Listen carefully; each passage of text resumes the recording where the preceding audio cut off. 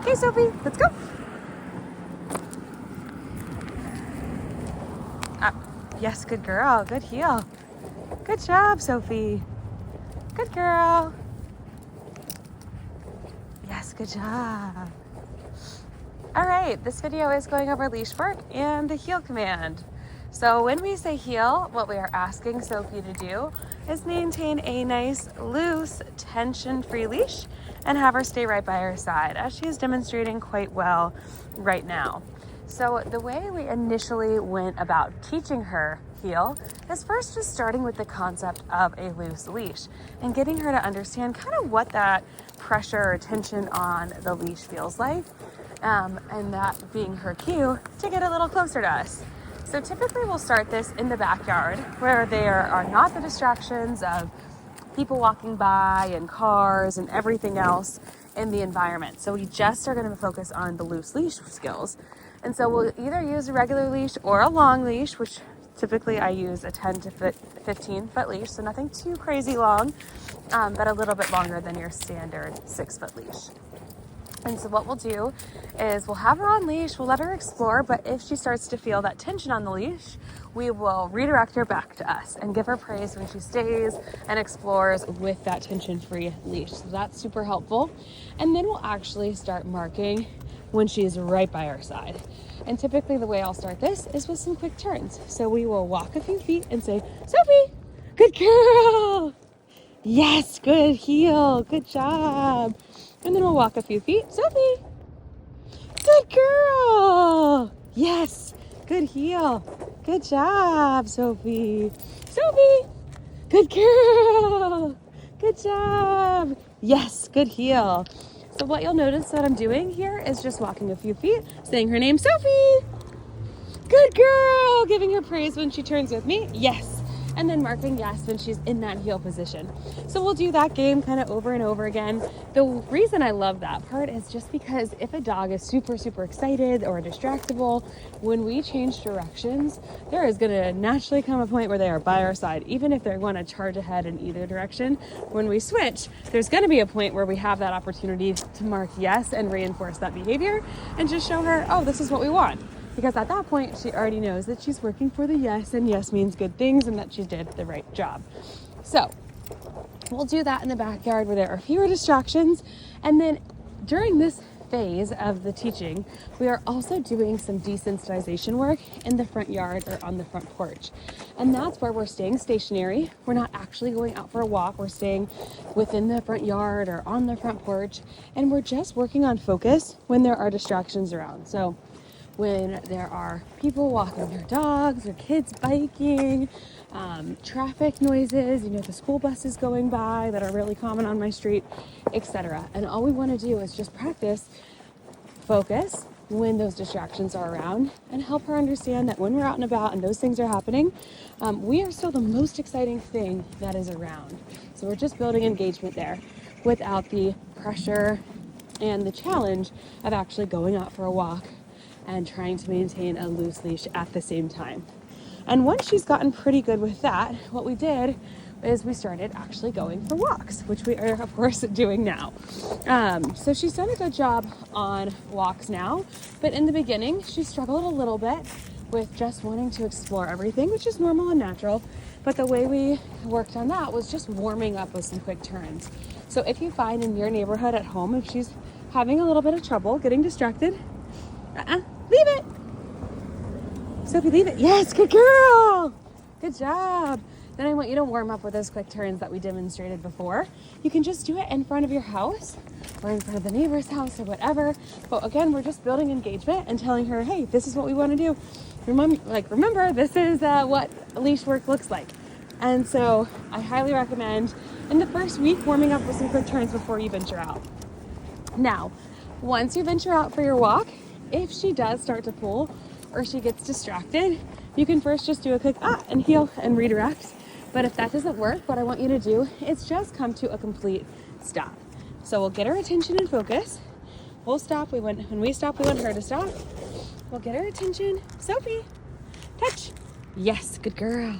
Sophie, touch. Yes, sit. Yes, good girl. Sophie, look. Soph. Look. Yes, good girl, good luck. That's so good. And then once we have our full attention and focus, we'll continue on by saying, okay, let's go. And that was a good opportunity because someone went by on a motorized chair, or scooter rather. So that was good. Very good. So we're just gonna get our full attention and focus, and once we have that, we can continue onwards. Basically, we're teaching her that in order to go anywhere, do anything fun on leash, we want her to stay right by our side. We can't be pulling or tugging in a different direction to go try to get a squirrel or whatever the case may be, chase leaves. So that's really important. Now, the only caveat to that is, Sophie, good girl, good job. Yes, good heel. The only caveat to that is if you are passing another dog, in that situation, I do not want you to stop and get her full attention. What I want you to do instead is just use leave it. So there she saw a ball in the person's backyard. She's distracted. So we're just gonna pretend like we're passing another dog. Sophie, leave it. Come on. Hey, Soph. Leave it. Yes, good girl. So as soon as she turns her attention from the distraction back onto us, then we can mark yes and release our reward that we're gonna use to lure her. So if you're passing another dog, don't stop, keep it moving. You're gonna tell her leave it. You're gonna lure her with either her kibble or a higher value treat.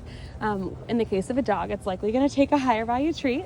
And then as soon as she has her attention and focus back on you, you can continue on.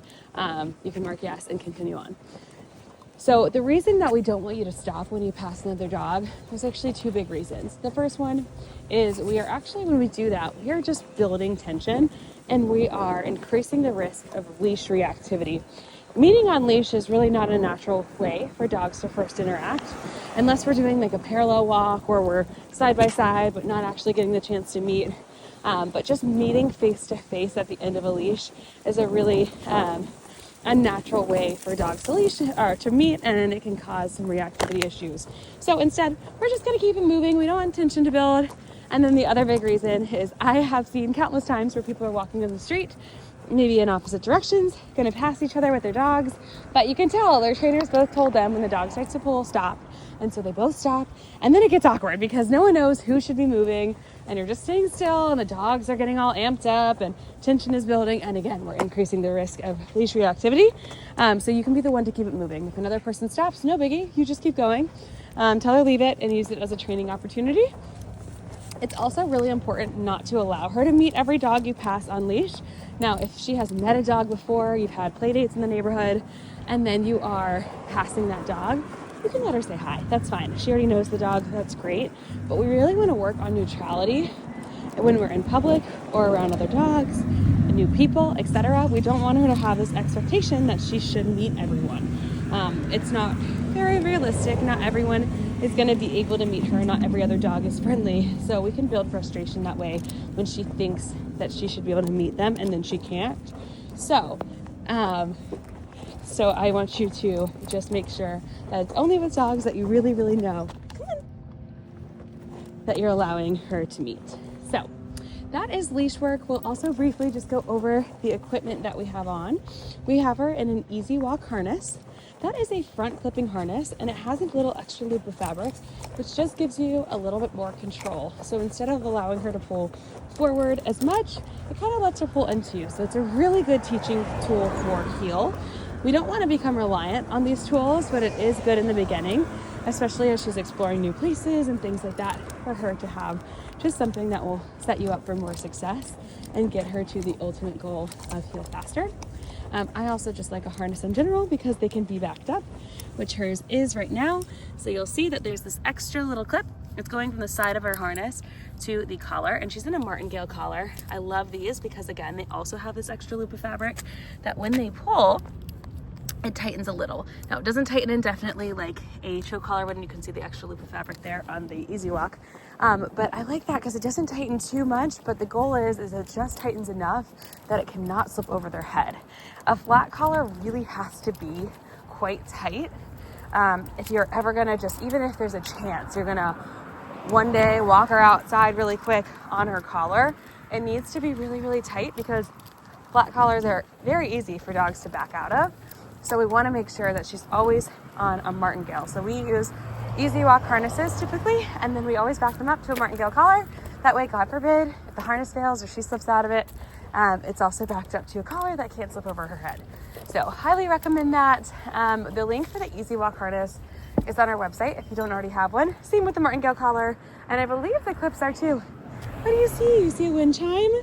Yeah, it makes some funny noises. Good girl. So she's still sometimes startled by new things in the environment, and she's curious. So right there, she stopped. She wasn't walking with me, but that's okay. There was something new, and she was checking it out. She wasn't retreating from it. In the beginning, when we were passing stuff and it was loud, she would kind of pull away. And so rather than her getting nervous and pulling away, her stopping, looking, listening, and being curious is what we want. So I do like to encourage that behavior, even if it means she's not healing in that moment. I want her to build her confidence. So we're not going to redirect her from that necessarily. So just when we're out on a walk, try to use it always as a training session. You can stop, practice other commands, like if you're crossing the road, or of course if she pulls, we're going to do sit, we're going to do settle, we're going to do look, touch, etc. So we're always practicing our other commands, but it's really important to do your very best to be fully focused on Sofie when you're out for a walk. I guarantee if you are doing other things on a phone call, etc., which sometimes is a nice time to hop on the phone when you're walking your dog, but they know.